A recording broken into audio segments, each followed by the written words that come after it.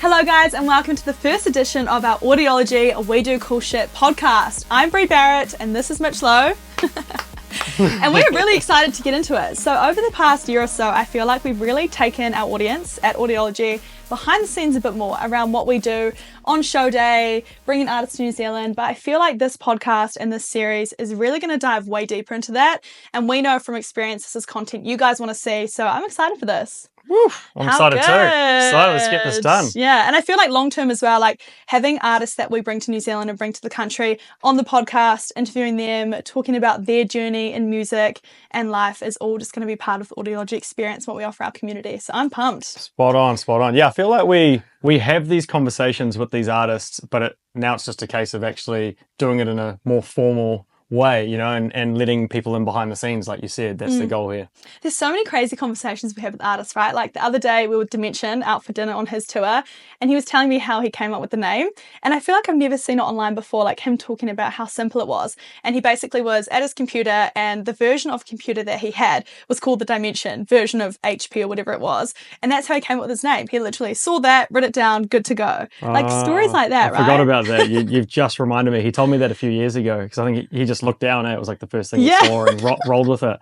How cool is that? Because some people have these like deep and meaningful names. Other people was just, oh yeah, just saw it on my computer. What was your DJ name? I was just Mitch Lowe for a while. Yeah. Most of the time. I changed it up every now and then because I was so desperate for like accent to like mix up the show. Like once I was called the Swindler and I wore a mask and no one knew who it was the whole night. No way. But that was the life of living in Okuni back in the day and like things. We're doing like 6 shows a week, so we just had to keep trying to be creative. And that's how I ended up being the Swindler for a night. So you came up with the idea, let's just put myself in a mask and market that. Well, I couldn't afford to book anyone, so I was like, yep, I'm the Swindler. Oh, the stories you have are crazy, eh? And it's been so cool over the past year to get to know that side of you more, because I think a lot of people see the Audiology brand and the Trademark brand and what you do now, but they don't realise the roots of it and where it all came from. So that's what I'm excited for this. And that's what we're going to dive into today on the first episode, a bit more around the history of Audiology, your early days, and then I really want to kind of get out of you why you think it's been so successful to this point, because I think a lot of people look at the journey and they don't realise probably the milestones and things that you've had to overcome to get here and to have the success. So let's chat about it all. Let's chat. I mean, there's 15 years of history there, so where do you want to start? There's a lot, man. There's so much. I want to start with the early days because, you know, like you leave high school and you kind of figuring out what you want to do with your life. Was promoting something that you had in your mind as like a teenager, like that's something I want to do, run events, or did it just naturally sort of happen for you? No, quite a lot of people know the story, but I actually went straight out of school and got into design because I was just so excited to do something creative. And I started a clothing label. So I was working at Amazon Surf Store, one of 2 jobs that I've ever had in my life. I was Woolworths in the butchery, ironically vegetarian, and then I was an Amazon Surf Store. Whilst I was there, I created this clothing label, and that was just my passion just became design. So I did a design diploma and. Cut a long story short, the clothing label, I threw a launch party for it because I had no money to like market it, and the launch party was getting all my mates to DJ and just I got everyone to become these reps. This is where I learned how to sell tickets. So all my mates sold tickets to their mates and sort of created a bit of a spiderweb effect, and eventually we sold out. We had 600 people there and I had one of the best nights of my life, and I woke up with like a few $1,000s, mind blowing. I'm like, I just had the best night of my life. I've got thousands of dollars to show for it. My clothing label had lost money that whole year. So I was like, I'm just going to keep doing the events, like just keep doing like launch parties. And it just started in dodgy little pubs. And here we are. What a journey, eh? That's crazy. So for anyone listening at home, I want to like tell them what a promoter is, because I think a lot of people don't understand. Like when an artist comes to New Zealand, they kind of think the artist is just throwing the show or like it's just organised by them and their team. But how would you define what a promoter does and what your role looks like now? I think promoter is such an interesting term. It's something I've never really understood as like an all-encompassing, like it's not a word that accurately defines what we do. Like promoter in the sense that we promote the shows, right? That's obviously like where it comes from. But I think in terms of like day to day, promoting the shows 10% of what goes on, and you've seen it in the office, but there's such a team. I mean, I guess sometimes I'm called director or founder or Mitch from marketing, that's just because purely I love the marketing side. But like the reality is it's just a whole bunch of risk analysis and spreadsheets and a lot of gut feel as well. Like you just got to really have the balls to take it on sometimes. And it's not so much just I don't think promoter doesn't accurately sort of describe it, but I guess well, more to answer that question, what we do is we book the artists and produce the entire event. It doesn't even have to be an artist really, but the idea is that we create and market and deliver the entire show from start to finish. That's what it is. But as you've seen, within that, there's so many elements, right? So many elements, so many moving parts as well. It's just crazy. And the part you talk about risk, I think that's what people don't see. And that's a lot of the behind the scenes of Audiology and other promoter companies, is that risk that you take when you decide to bring an artist, do a new festival, run a show. It's actually mind blowing how much you must take on. And do you get scared of that at all? Like, is there any fear in that now? I think there's less fear now that I've done it for over a decade. But at the start, and you got to think about this technology side of it as well, because at the start we would book acts almost off gut feeling. Like at one point it was like Facebook came along and we're like, thank God, because now there's a way to sort of semi justify. Like I'd go onto a Facebook page, I'd go, how many followers do they have? So say a dubstep DJ back in the day, oh, he's got 75,000 followers on Facebook. Sweet, he's probably going to sell out a nightclub. Crazy. Complete guess, like, because I didn't even know where the fans were or if they were real or had no data. The only data we had was, man, they got a big Facebook following. These days, Facebook following means absolutely nothing. I'm sure we can delve into the metrics of it. But so if you look on how we've gone from full gut feeling to now having the statistics and the digital world, which is the analytics are just, it's crazy. Obviously super detailed, super targeted. I can tell you how many listeners someone has during a certain period just in Auckland. You know what I mean? You can start to get quite, you can start to remove a lot of the risk, but at the same time, the beauty of what we do is that stats aren't everything. Stats are just one piece of it. So, I think, and the other side of it is when I was younger, I was risking everything, right? So like each show, it's like build up like a kitty of 10 grand, and then the next show you could lose that all. So obviously the stakes were higher. And saying that, I was younger and didn't have a mortgage and life nothing was to lose, really. Nothing to lose. But it was, I just felt like the stakes were higher back then. These days we're a little more calculated. Experience plays a huge part. So at this, look, the risk is still there. Otherwise everyone would be a promoter. Like you just you got to be willing to risk it all. But I think we've just got better at what we do. Yeah, for sure. So in those early days when you were throwing those parties and getting thousands of dollars from the door sales afterwards, how did it grow from what it was then to what you have now at Audiology? What do you think it comes down to? I think for me in particular, it was actually it was a roller coaster journey, but it was just the snowball effect of like persistence. So it was, okay, so I did that club show.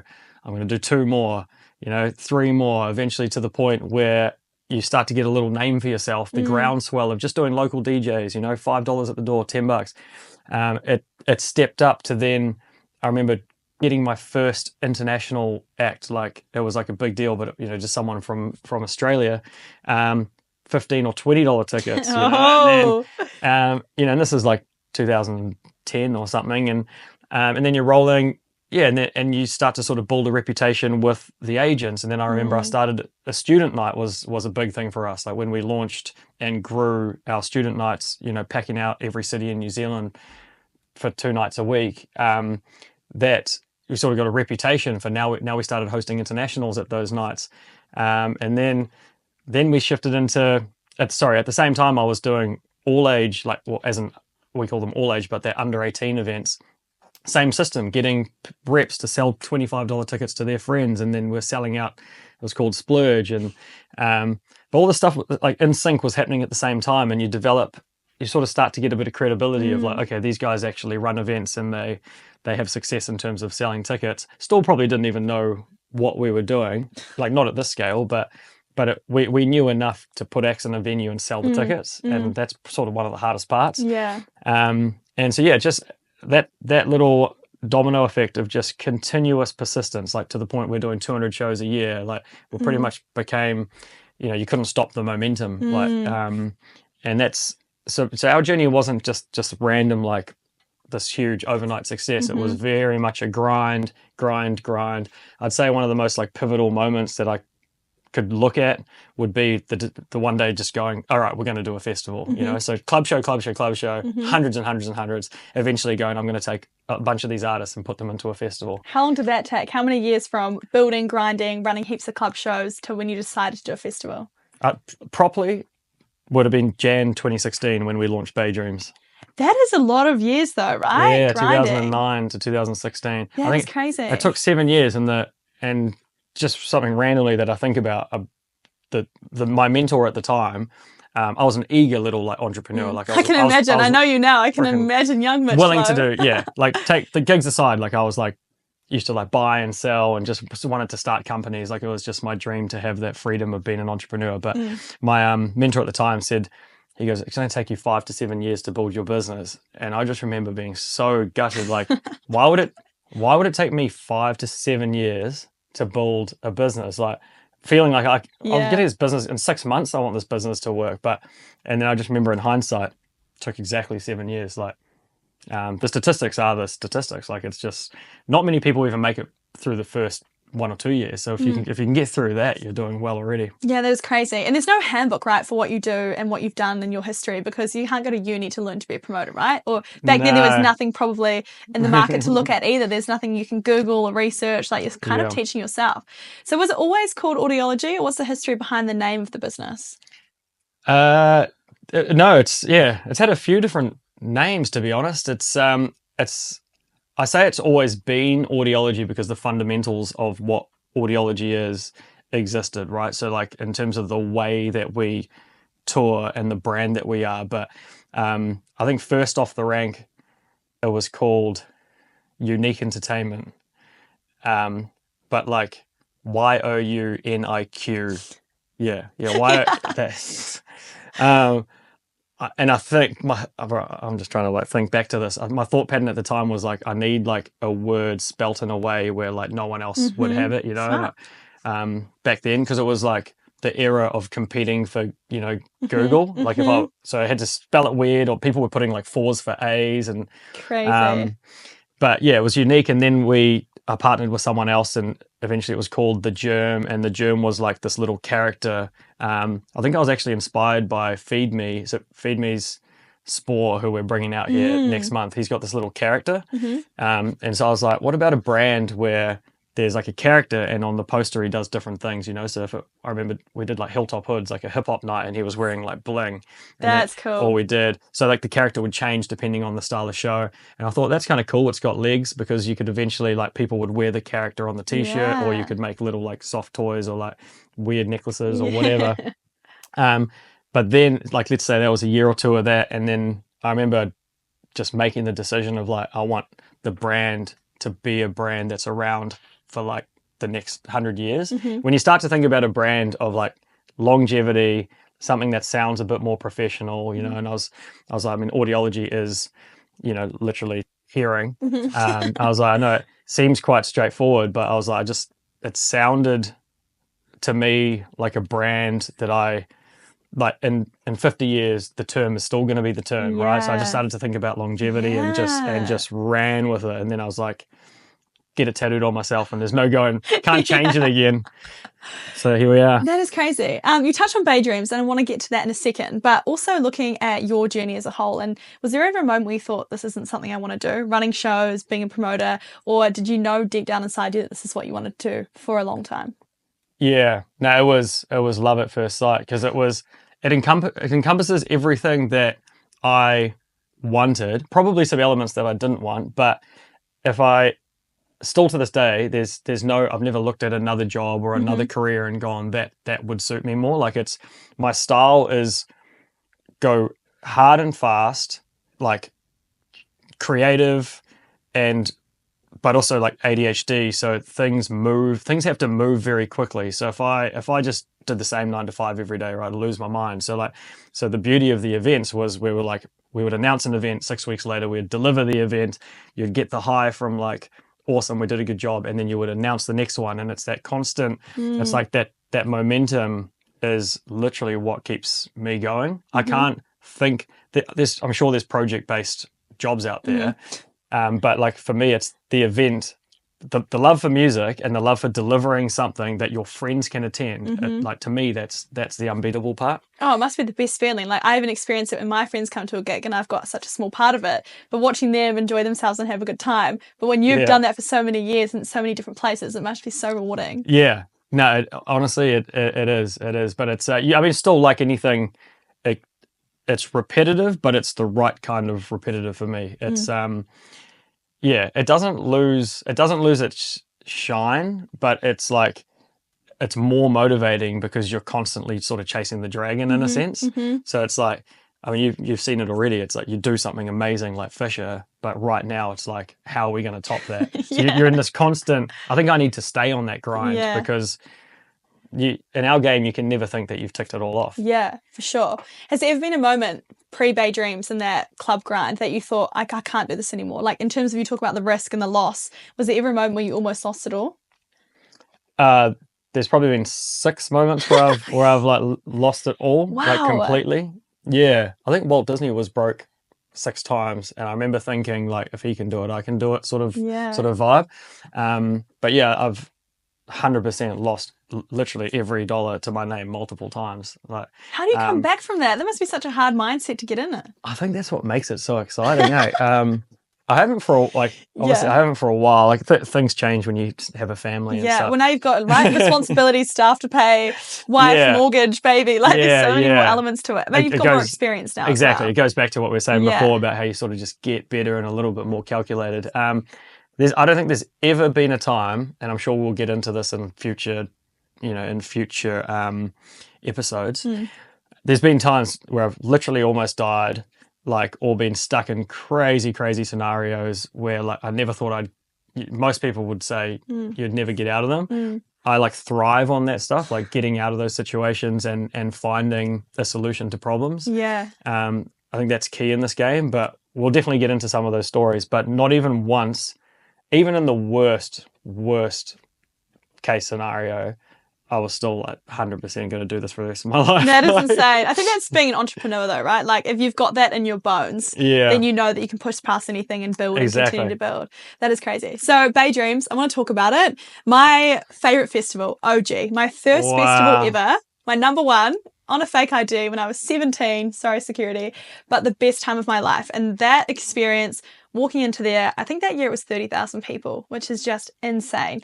There was massive, like some of the biggest artists in the world, Cardi B, Halsey, who you've brought through Bay Dreams is insane. But how did that start? So you've obviously got business partners and people who helped you out with that, and Toby, who we work with now at Trademark. How did the idea for Bay Dreams come about, and how did you find executing that compared to the club shows that you had been doing?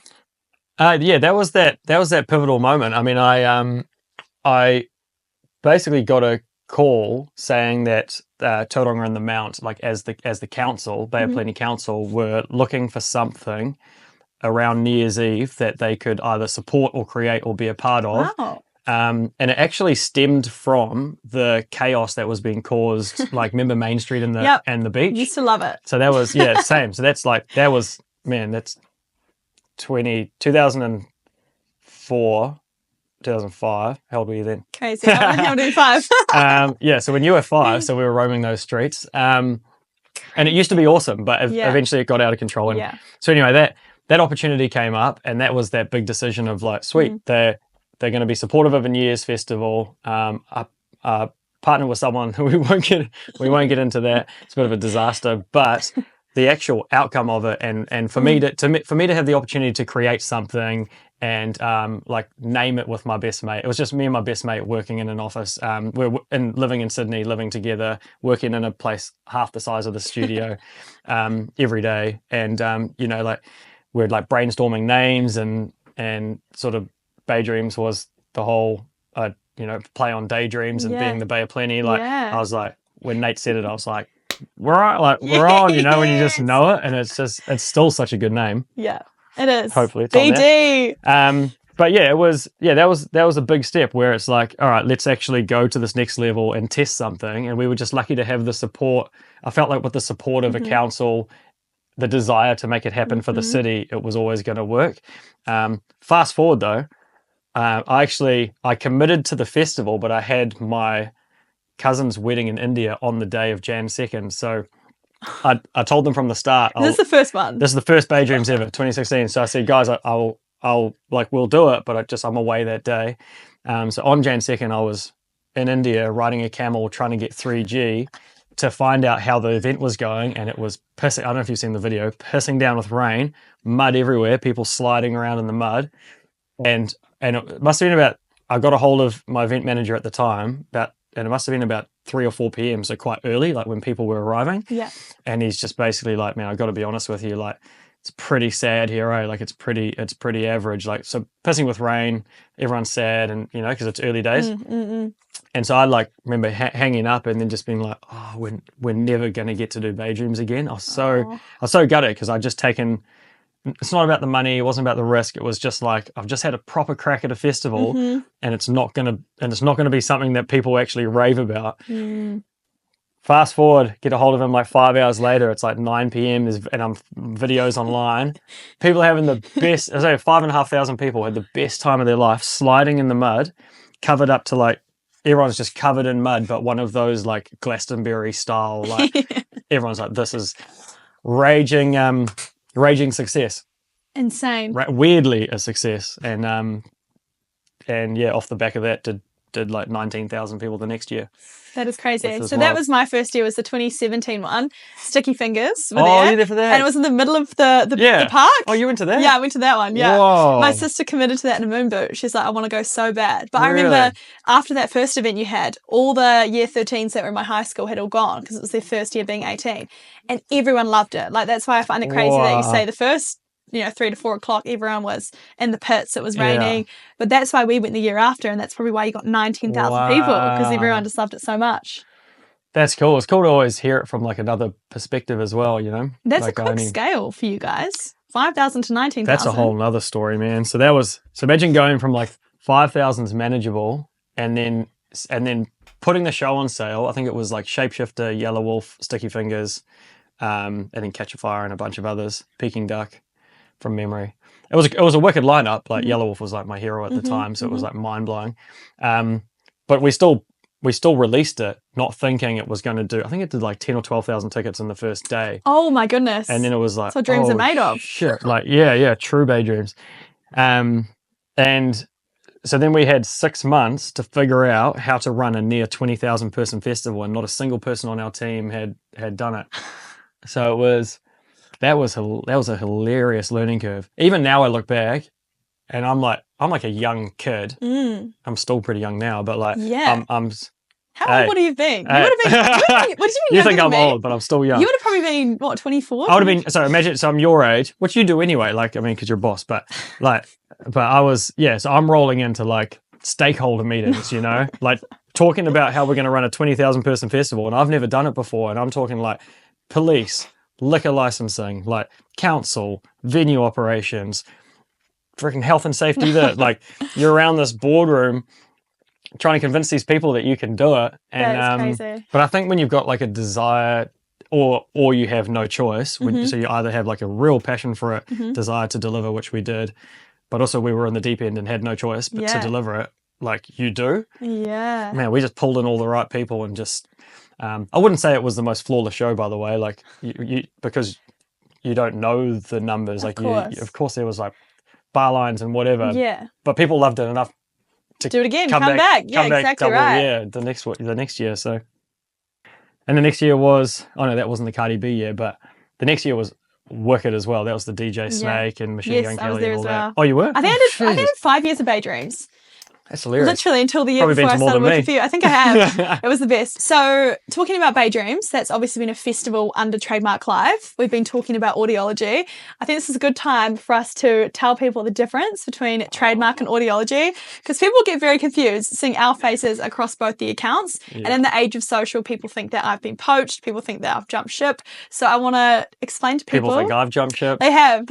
Exactly. So let's explain to people the difference and why you decided to sort of start two separate things, Audiology, Trademark, as their own entities. Yeah, I think things like that, first of all, they happen naturally. Like, it wasn't an intention. It was just that Audiology was my baby that I started and did by myself, right? So I built what I knew, which was electronic music. So I was DJing electronic, I was going to electronic clubs, I followed electronic artists. Like, it was a part of my identity, and it was a part of the brand. So it wasn't intentional that things would sort of go, sort of spiderweb later on into different brands, but it's kind of cool how it's all unfolded. But yeah, in short, I did Audiology for, almost 7 years before we decided to start a festival. And then the festival was going into a new partnership. And when you start these new partnerships, you often say, well, cool, let's create a new entity. Smart. So that's sort of how the first brand branched off. I guess if you look at them now, it's funny because even with sponsors, I've drawn out like a diagram, because we've got like 30 something brands, right, of events. But it's sort of, they divide into these two umbrellas, and Audiology has tried to stay really true to itself in terms of like electronic DJs. Little confusing because you throw things like Mardi Gras and stuff in there. Still electronic, but it's more festival. And then Trademark sits as its own entity with different partners that I have. But also, it really does large scale events. Like, it's a large scale delivery brand. There is the odd sort of, arena or something that we throw in there. But yeah, I get it's funny. For me, it's like this distinguished line. Same, it's black and white in my mind. Yeah, you've now got that it I work now. here. Yeah. Oh yeah, because you see, and even the teams overlap, right? Yes. So we share designers, we share we share we share the accountant and people. Yeah. So, but that's what I think makes this whole thing work so well, because they complement each other. Absolutely. Even the timelines of what we do at each complements each other. Like, Trademark is very summer focused. That's another one. Festival heavy, whereas Audiology is just, we're banging shows all year round. Yeah. So the timelines complement each other, the team as well, because I think what I learned from Audiology, I can apply to Trademark. What I learned from Trademark, and I can apply to Audiology. They all marry up really well. Yeah. So when you work internally, you get the systems, you get the ecosystem of everything. But from an external point of view, the comments always crack me up. Who jumped ship? Who poached who? Oh, it's classic. Yeah. No, I think I love that people can, like, they complement each other enough for people to make the connection, especially if you live in New Zealand, because you see the shows pop up all the time. But also, they're different enough where they've like fully got their own identity. Yeah. Like you've seen the way that Audiology talks to its consumer, and like So different. and we're more risky, and we're more like in your face, and we're more, like you said, we're just always on, right? Like throughout the year. And Trademark's a lot more of a, like, I don't know if sophisticated is the right word, but it's a lot, it's the, it's more mainstream, mainstream, polished, big business, polished, professional business, because it's focused on delivering something that's extremely hard to do, which is large scale events. Like, there's a real art to doing that, and there's a million variables and things that can go wrong. So, I love both sides. Yeah, it's probably great for you too, as entrepreneur minded, that you've got both to sort of thrive in as well, because they are different in the way that I feel like Audiology has your heart. That's where like your passion lies, being a DJ yourself, growing up in the music scene. And then Trademark, you can really apply all the skills that you learn throughout the year running these Audiology shows to then the big business stuff. Yeah, exactly. I mean, how many times have we seen if you call Audiology sort of more of like the building blocks, how many times have we seen the artists that I charged $5 10 years ago, they were $5 at Cassette 9, free before 12, on a Wednesday night. Like, those are all the names that you're seeing now headline the festivals, right? So like you name it, like any of the Hybrid Minds, Some Focus, Dimension. Crazy. At one point I had them in like small little clubs. So now they can, so it's not like a graduation, but it's the way that we can pull them from this headline touring and then apply them to our summer festivals for Trademark is just perfect. That's such a good segue into my next question, which is around relationships in this industry and even your journey. How important is that been to the growth of both Audiology and Trademark? Relationships in general, I assume you mean more artists. Relationships. Artists and agents, huge. That's what I was saying, by building the loyalty for a long time and consistently. So it's so we there's many parts to that question, but I guess like the one that makes Audiology quite powerful relationship wise is that consistency and the long-term plan. So a lot of those acts, we 3 to 4, 5 years ago sat with them and said, all right, this is what we're going to do long-term with you in New Zealand. Yes, we're in a small club now, but then we're going to put you on this festival. You're going to come back and headline these arenas. And then by that point, you can headline main stage. Like those building blocks are what, there's not many people in New Zealand. I don't think there's anyone in New Zealand that can do it like we do it. But through that, there's also, I've always said the most loyalty I've ever seen is in like the electronic space. Just calling a spade, but like the hip hop guys will just, they'll take the money and then the next, and you'll think, oh man, it's such a good time with you, and the next year they just take the money with someone else. And you see a little bit of that with what we're doing because money talks, but ultimately, like you've seen it, these are the guys that will come to my house, will sit in my sauna, will play golf with me, will because that's more important to me than all the other stuff. Like the relationships, everything. Like and sometimes they go tour with someone else and we say like, by all means, no hard feelings. But 99% of the time they come back and realize that Audiology has something different. And that's what I love. Absolutely. And I even got to experience that for the first time on the Dimension tour and spending a lot of time with him and his manager. And they said, Audiology just has something different in the water we drink here. Like there's just that level of relationship. We really care about them as artists. And I think they experience a lot of festivals and shows overseas where they sort of just get thrown in, thrown out, on the transfer, off they go. And no one really takes the time to get to know them or take them out for dinners or host them at golf. So I think that's something that we do really differently here, and we really see the power and the importance of the relationships with those artists and getting to know them as people, not just who they are on stage and what we can sell a ticket price for. Yeah, you've really nailed it, and it's funny because that is just a subconscious thing that we have done for 15 years. That's just how I just like to look after people, right? Where they always say, "Oh, you're so generous," and I'm like, this isn't even. I don't even see it as that. You're in my country. I'm going to host you, right? I don't like that is just what we do, and also the tour, you're here for 2 weeks. Like the tour is for 4 nights.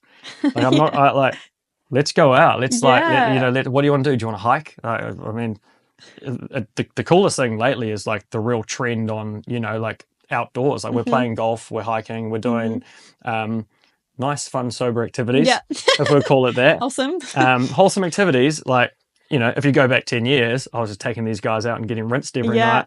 But that's kind of like, that's what I mean by growing together. The relationship, it's formed over a long period of time. I'm the same age as a lot of these guys. Like we've all come from the same place. We're all in similar places in our journeys. A lot of us are like, we connect over the fact that we've just had kids. Like, we're just in another, we're just in a bit of a different stage. But the fact that we've done it together is probably what makes Audiology different to a lot of brands. Yeah, like you say, I've grown up with them essentially, like having them here 5-10 years ago. God, I would love to be a fly on the wall in those moments. I see all the wholesome stuff now, but now growing up with them, and even I've seen the journey in the year and a bit that I've been here with artists who toured last February and the shows that they did, like K-Motions, for example, right? We did a 1,000-person show, sold that out, went really well, and now we're looking at 2,500-3,000 person venues for his tour that's coming up. Isn't that crazy to see the growth in just over a year? Yeah, 100%. And especially for someone like that we like we love Callum, it's like kind of, it's even better to see the growth with people that you feel genuinely proud, it's not, and it's not, it hasn't just happened by chance. Like you have to put out amazing music, good content, and do creative stuff. So like, I'm not surprised that Crowd Control's got the success that it has because he was one of the first people to like do it properly. Yeah, absolutely. Like there was a lot of people trying to do, this is my new like live AV show, and like not all of them worked. But I just think like he nailed it and he deserves the success. And the thing is, he'll do arenas. Like I have no doubt that Kamo will do arenas. It might be 2 years or Okay, a lot of that conversation started to get into what we do now. Audiology, Mardi Gras, I want to talk about it, but let's wait till the next episode. So you guys will have to join us on We Do Cool Shit podcast, Audiology. I'm still trying to get the name right, but this is going to be something very exciting. So thanks for that. I really enjoyed that. Awesome. Thank you. Appreciate it. And ready to dive into the next iteration, episode 2, coming to you guys in 2 weeks. Thanks for joining. We'll see you next time. Game on. Yeah.